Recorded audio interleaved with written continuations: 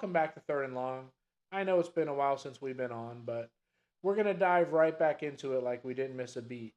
So today, we're going to be going over what I consider to be the top five winners and the top five losers of the offseason. And I don't want to say losers, but just teams that, maybe didn't have the offseason that they needed to have based on their performance. Um, we all know that college football games that they play in the fall. We're right around the corner. I think there's 99 days until kickoff. We're almost there. It's really close. The games are played and won in the fall, but the rosters are built in the off season. Today's version of college football, the off season just isn't recruiting anymore. It's not just going to somebody's hometown, watching their high school games, having dinner with their parents. It's a lot of it's the transfer portal, unfortunately. It's NIL. There's coaching changes. You got to retain your roster. It feels like every year you have to re-recruit your own players. It's whether your quarterback stayed, whether you like it or not. I mean, that's the most important position in college football. Did your left tackle leave? Is whether your coach actually fixed the problem that everybody could see coming. And let's be honest. Some teams they handled business. Some teams got better, and some teams walked out of the offseason with more questions than answers. Today, we're looking at the top five offseason winners, a few honorable mentions that absolutely deserve some credit, just didn't make the top five. And then five teams that I'm not calling dead in the water, but I am putting them in a concern group. We're gonna put an asterisk on them. They're gonna be teams to watch to see if they're able to pull it out or not. But some fan bases are probably going to hate that part, but that's fine because it's not about being nice. This is actually about who got better. So let's get into it. Before we start, here's how I'm judging this. It's not just who signed the most players, because anybody can collect bodies. This is about who fixed real problems, who added impact players, who protected their strengths that they already had. Did anybody upgrade their ceiling? On the other side, who lost too much? Who failed to replace key production? Who has quarterback questions? Coaching instability? And who's walking into the season hoping things work out instead of actually knowing that they fixed it? So they're hoping, like, hey, maybe, we'll just get by. But there's a difference between winning the offseason and surviving it. So let's start with our top five offseason winners. We're going to start with number five, Texas A&M. And I'll be honest, A&M is not the loudest team on this list. They're not the flashiest portal story. They're not even the team that grabbed any headlines. Really had to struggle to find stuff on A&M, but that's exactly why I like what they did. It's not just about chasing names. It was about filling their needs. Football is a team sport. It's not like basketball where you can go out and get, a couple studs to fix your issues. You go out and get the top two guys in basketball, and you have a Final Four season. You need somebody at every position, at least one person that can at least carry you, where they're not going to expose a weakness, and you need one at every position that's there to ball. And Aggies, they added Horton at wide receiver. That gives them size on the outside. Mims on the defensive line. He's a guy that can step up and help their run defense right away. Formby at offensive tackle. Gibson at corner. Saka on the edge. Byard at safety. And if you look across the board, that's not just one group. They didn't just say, hey, we need defense, and they added a couple edge rushers. They added somebody across the board. Receiver, offensive tackle, defensive line, corner, edge, safety. That's how you build a team. But then you look at the recruiting side. Arrington is one of the top corners in the country. Edwards gives them a big time running back. We'll see how he does in the big leagues, but he's coming out highly recruited. Perry Wright adds another edge piece. My opinion, I mean, if you have one solid edge rusher, you're in good shape. But if you have two, let alone three, that you can keep fresh bodies in there, you're in good shape. So when you combine the portal additions with their high school recruiting class, A&M did exactly what a serious SEC program is supposed to do. They added future starters. They added depth. They added athleticism. I'm not saying this makes them a national title favorite. I'm not picking them to win it all. They were right on the edge for me, and I'll talk more about that when we go into our honorable mentions. But they made it over one of my honorable mentions. But that's a good offseason. That's why they're a winner. They did a great job. Good job, A&M. Good job, Mike Elko. Number 4, we're going to start out with, well, we're going to go with Notre Dame. And it's this was tough because Notre Dame was already good last year, but they might have had one of the cleanest off seasons in the country. I mean, they had plenty of time, right? They opted out of their bowl game. I'm still not happy about that. I don't think that's the essence of college football. Um, but the Irish needed defensive tackle help. They needed help on the front, and they got it. They got Gray from Oregon. They got Breu from Pitt, and that directly addressed what was probably one of their biggest needs. Then you had two guys from the Ohio State. You got Porter and Graham, two all-star receivers. I mean, they weren't grabbing headlines at Ohio State, but they're four-star recruits. I think they can do a lot at Notre Dame. They added Keeley from Alabama for the edge. They added McKinney. He was a starting corner from Colorado. So they were also targeting some of their defensive side needs, but at the same time, they wanted to give their quarterback some receivers to go after. But here's the part that really matters. They did all of that without losing a single starter to the portal. So if you look at it, they did lose some guys in the portal, but all of their starters stayed. They wanted to finish what they started. They also had one of the top high school recruiting classes in the country. So when you combine portal efficiency, roster retention, high level recruiting, that's exactly what a playoff level program is supposed to look like in the offseason.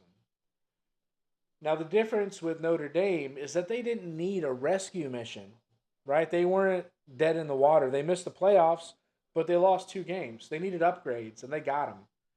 That's why they're one of the clear winners. Looking at their schedule this year, they needed the upgrades to avoid having those 2 losses again and getting kept out of the playoffs potentially. Assuming SMU is still a top contender in the ACC, I look at their schedule and see potentially 3 challenges. So hopefully this is enough to get them over the edge. We're going to go to number 3. Texas is my number 3. This one's pretty simple. Texas knows exactly what time it is. Arch Manning window is open. He's in his junior year. When you have a quarterback like that, you cannot spend the offseason being conservative. You can't sit there and say, well, we like where we're at. We like our room. No, you can't do that. They lost 3 games last season, kept them out of the playoff.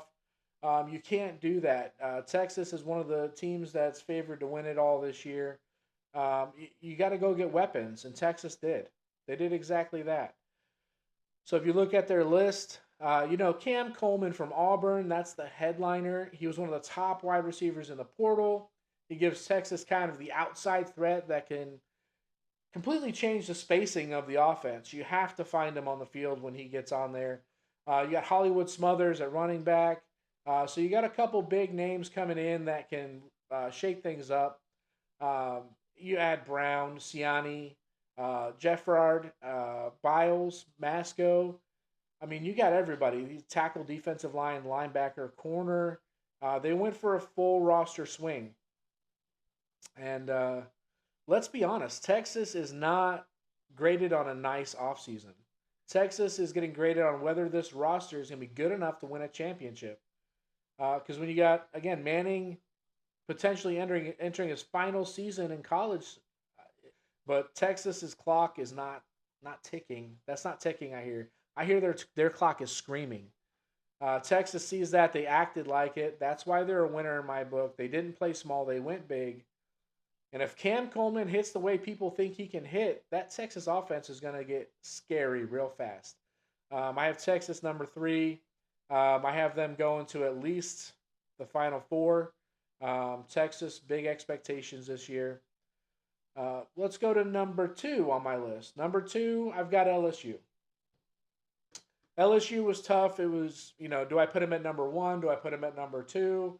But they're probably the most fascinating team on the entire list because the offseason wasn't optional for them. Anybody following college football Heard all about LSU. I mean, this is Lane Kiffin coming in, shifting rosters, changing coaches, major departures, offensive line still a major question. The quarterback room got shaky. Lane had to come in and get his staff in and fix this problem. LSU had to go in the portal and prove that this is not going to be a transition year excuse, a la Lincoln Riley. Another video coming out for Lincoln Riley when we do hot seats. I think he's got one of the hottest seats in the country. But anyway, Lane Kiffin couldn't make excuses as he needed a transition year. He had to come in, do Lane Kiffin things, really attack the portal. And for the most part, they did exactly that. Obviously, you got Sam Levitt coming in at quarterback from Arizona State. That was the big one. That was the big golden goose this year. He was the biggest name in the portal. That gives LSU a real answer at the most important position on the field. They also bring in Longstreet from USC as a backup. He's going to be a good backup to Levitt. He's going to learn some things while he's there. He's a former four-star recruit out of USC. So now instead of staring at an empty quarterback room and hoping somebody saves you, LSU has options. They've got talent. They've got a huge upside. Their ceiling is huge. But they didn't just go after offense. They added some defensive pieces. I think one of the biggest ones that he got was Unman Mielen off the edge, and which is a huge bring over from Ole Miss. Because if you guys know anything about the Unman Mielens, they're Ole Miss royalty. I think there's been like 4 of them that have played for Ole Miss. They've all gone there. They've all done very well. So for Lane to bring him over from Ole Miss, that's a huge get. Daughtery at linebacker, Benefield at safety. They just went heavy in the portal all across the roster. I mean, Lane Kiffin was living in the portal, doing Lane Kiffin things. He's not trying to build slowly. He's not asking for patience. They gave him some money, and he spent it. He's trying to flip the roster, win immediately. He had 38 transfers out and 41 transfers in, so there's a lot of portal action going on in Baton Rouge this year. And that's why LSU is dangerous. I'm not going to sit here and pretend that everything is perfect because offensive line, again, is still part of this team. I want to see on the field. That's my question mark. You can have the quarterback. You can have the receivers. You can have all these portal headlines, all these flashiness. But if you can't block in the SEC, none of it matters in the place where it just means more. But kudos to Lane. Looking at the O-line transfers, 5-star, a couple 4-stars, and a healthy dose of 3-stars. But if they don't make it all the way, I think it's championship or bust for LSU this year. But going to number 1, we're going to go to Indiana. And I don't think it's that complicated. Indiana is my number 1 offseason winner just because they did the thing that real programs do. They already had a great team. Obviously, they went undefeated. They won it all. But they could have just been happy and satisfied with that. Signetti started right away. I think even the week after the championship, Mendoza was no longer permitted to be in team facilities and workout facilities. Signetti told him, hey, we got to move on. We're moving on to our future. You're not our future. You're gone. You need to not be a distraction to my team, which, like him or hate him, I mean, the guy means business. He's there to win. They didn't act like a Cinderella. They didn't act like they were just happy to be there, which, again, if you know Indiana football, all of them were happy to be there, but they weren't satisfied with that. They acted like a national program. And that's what matters, because after that kind of run that Indiana had, it would be easy to become the feel-good story and fade back into the pack. I mean, already the way that Signetti's sitting, he'll never have to buy his own drink in that town again. He did the unthinkable. He brought Indiana football not only into the spotlight, but he dominated it. He went into the portal. He kept building. You get Josh Hoover from TCU at quarterback. He's a multi-year starter who's thrown for nearly 10,000 yards in his career. That's not a random quarterback addition. He was highly sought. He's a proven player. He wants to go somewhere where he can win. Obviously TCU is not that place. You got Nick Martian from Michigan State, a real receiver. The guy is going to do well. You got an addition from Kansas State. You got Richard from Boston College. Joe Bruner from Wisconsin, excellent offensive lineman. So you got quarterback, receiver, running back, offensive line. They still have a good defense. They're not going bargain bin shopping. I mean, if you look at the numbers that they brought in versus what left, it's really not a whole lot. That's contender behavior. They're the biggest change with Indiana. It's that no long. It's not anymore. Can they surprise people? No one is going to be surprised by Indiana winning anymore. I don't think they're going to have people taking them for granted.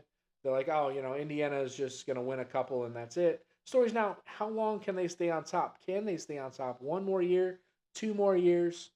And that's a totally different conversation. And that's why they're my number one offseason winner.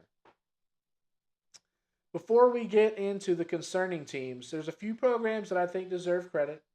They didn't make my top five, but they definitely had a strong offseason. But Texas Tech deserves a mention. And honestly, before the Sorsby eligibility situation, Tech had a real case to be in my top five.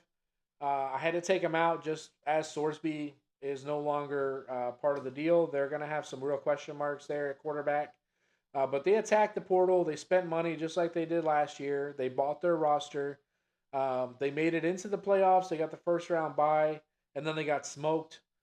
So they had to go back into the portal and try to get some more depth, I feel. So they brought in talent. They acted like a program that wanted to be taken seriously right now. But when your biggest portal piece is your quarterback and he didn't make it, I can't call that a clean top five offseason. Louisville deserves a mention. Louisville's next up. They went heavy in the portal. When a program brings in that many pieces, at least you have to acknowledge that swing. Kentucky is another one. They did a great job. They're going to be a sneaky one here. They attacked. They got offensive line help. They added real offensive rebuild in Kentucky. New head coach there. So we're going to be curious to see what they do. USC deserves credit because of recruiting. I take anything USC does with a grain of salt, though. They're sitting at the top of the recruiting rankings like they have the last 5 or 6 years. But USC recruits like they're supposed to recruit. Like when they're good, college football is just better. I'm on the boat. Like you either like USC or you don't like USC. I don't like USC. But when they're good, when they're competitive, college football is just better. Oregon deserves mention also. Oregon is still Oregon. They're recruiting at an elite level. Dan Lanning out there is killing it. Oregon, on a side note, is my number one pick to win it all this year. I think I covered that in my last video with the top 25. But they're my pick to win it all. And even even with those teams, they didn't all make the list. They still did a great job. So good offseason, strong work.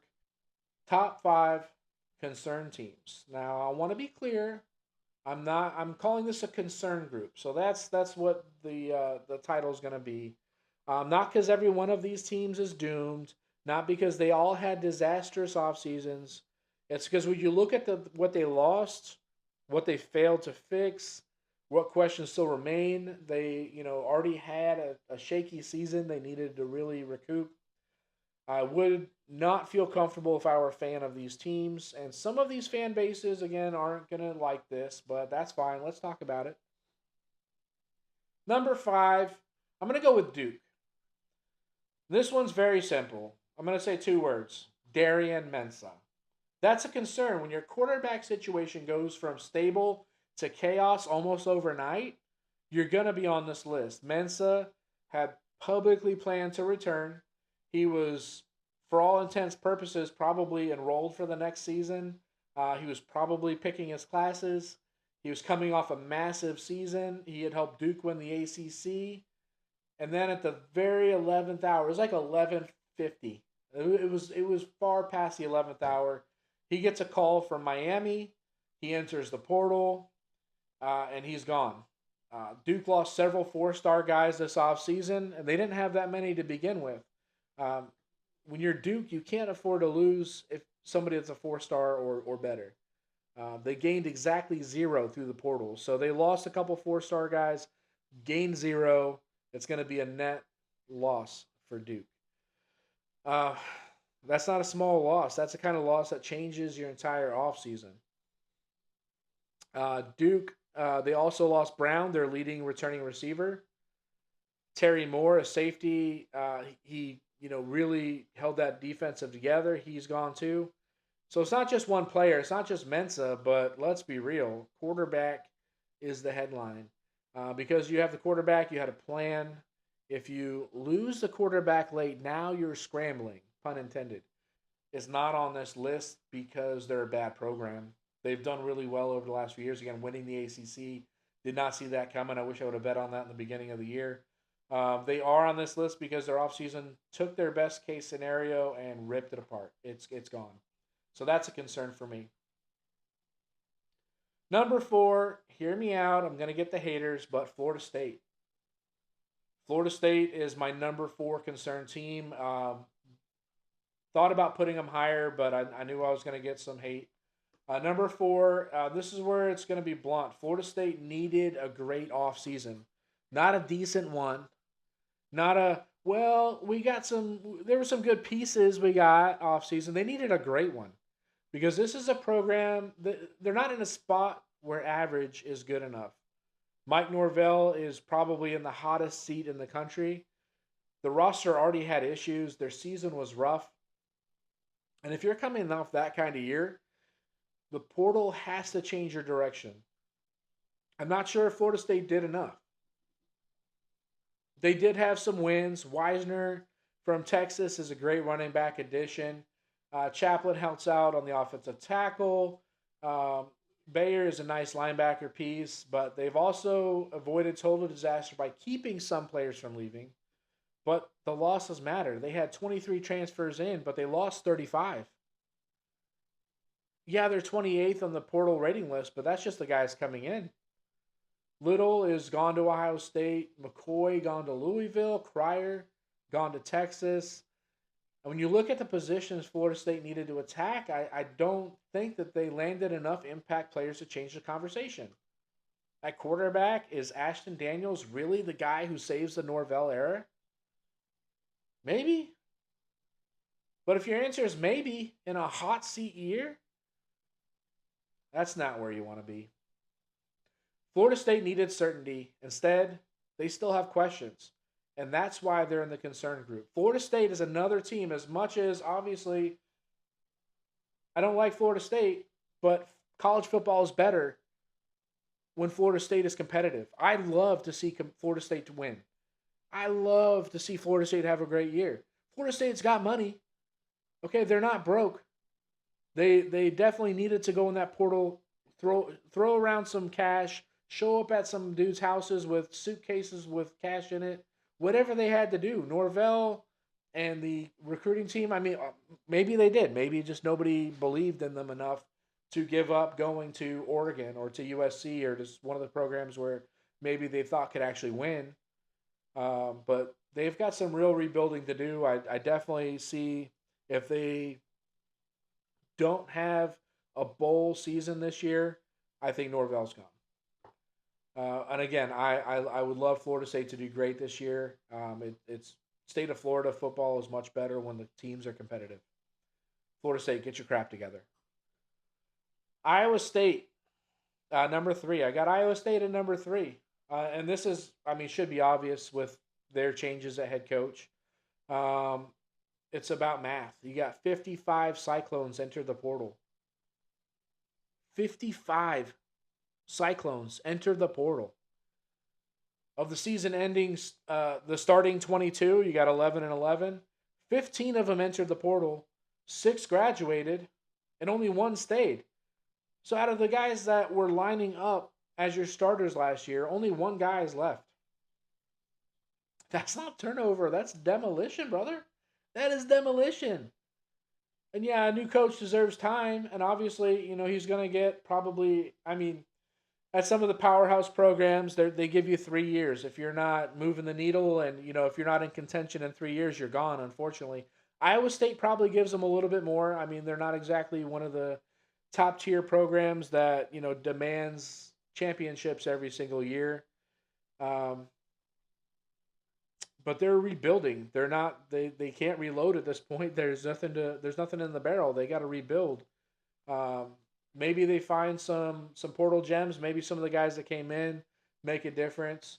The Big 12 is open enough that they can become competitive quickly, but let's not pretend that that's normal. If your graphic looks like a transfer portal evacuation list, you're going to be one of the concerned teams.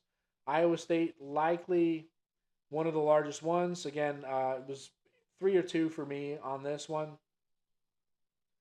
But again, just because the Big 12 is weak, maybe they don't do so bad. Maybe they go 6-6. Maybe they do okay. Number 2, I'm going to go with Clemson. And Clemson is my number 2 team for a couple reasons. I know that Clemson fans are kind of used to Dabo not hitting the portal. And I like Dabo, but this has got to change. This is the exact kind of offseason that gets programs stuck. He finally started using the portal a couple of years ago. He was one of the last ones to really address it. I'll give him credit. He's getting better at attacking the portal. They got a few additions. They got Merritt from Colorado, Washington from Penn State. You can see they got Carter there from Old Dominion. We'll see how he does in the big leagues. Those are some good defensive pieces. So defensively, they did okay. But offensively, let me set this up. This is an offense that failed to live up to expectations. The offensive line was nowhere near good enough. The quarterback situation changes now with Klubnik gone. Clemson did not add a transfer quarterback. They did not add a single offensive lineman. I looked at the whole list. And that's a problem. You got Chris Johnson from SMU to help out at running back. Probably their biggest portal get, I would rate. But if your offensive line is the issue and your quarterback room is inexperienced, how do you not add competition at either spot? So you can add Chris Johnson from SMU, great running back, but if nobody's going to open up a hole for him on the line, you're going to be dead in the water. So this isn't just being patient. You can't write it off as anything other than, this is gambling. Vizina might be the answer for Clemson. He might come out and do a great year. I hope he does. But he has one career start. The rest of the scholarship quarterbacks are freshmen. They were throwing it around with 17 and 18-year-olds last year. They don't know big league competition. And thankfully, again, they're in the ACC, which is, again, not as bad as the Big 12, but they could probably win more than half of their games. But if they're wrong about this, their season can go sideways fast. And if you have a terrible season in the ACC, I think they love Dabo and Clemson, but I think his seat is hot as well. But that's my issue with Clemson is their portal. They're not going after the guys. And again, I think they got some money. They're not using it. They're still acting like their continuity alone is going to fix the problems that have been obvious for years. At some point, you have to stop saying, we believe in our guys, and that's great. Dabo's a great guy. He believes in his guys, fights for his guys, but you have to start admitting that your roster needs outside help. Clemson took a step into the portal, but they didn't go far enough. They kind of glanced around, but and again, maybe it's a la Florida State. Maybe they went after some guys, and some of the guys are like, no, I'd rather not. So that's why they're my number 2 in the concern group. Number 1, Bama. Alabama. Yep, University of Alabama, Crimson Tide. And before someone starts yelling, listen to what I'm actually saying, okay? I'm not saying Alabama's bad. They're not bad by any means. Alabama is still a great team. They're still going to be a tough team. They're going to be tough on anybody's schedule. It's not that they don't have any talent. It's not that they're falling off a cliff. It's easy to say, oh, well, the Alabama years are gone. They still have a really good team, but they're no longer operating with the same margin for error that it had in the Saban era. And the portal cycle showed it. We had the top 80 players. Let's take the top 80 players in the portal rankings. 6 were former Alabama signees. Okay? And that matters. They're leaving. Alabama fans will say only a couple of those guys were full-time starters. Well, that's more than you should be allotted. Nobody should be wanting to leave Alabama, no matter what. You think that that was the mentality the last few years, but when I'm gonna have to start moving off the Saban era. It was a different time. Nobody is ever gonna do what Saban did. So I'll be fair, but it proves the bigger point. Alabama used to be able to stack elite players 2 and 3 deep, and then keep them waiting. You would go to Alabama to win because you know what? If I develop myself for 1 2 years, I'm gonna be on the starting roster. I'm gonna be bigger, faster, stronger. I'm gonna earn my spot, and we're gonna win a championship. That was the Alabama mentality that we're used to. But that world's gone. You had Keeley leaves to Notre Dame, Smith leaves, and then you had some other talented pieces walk out the door. And they did add some good players. They had Tompkins and Green help that defensive front.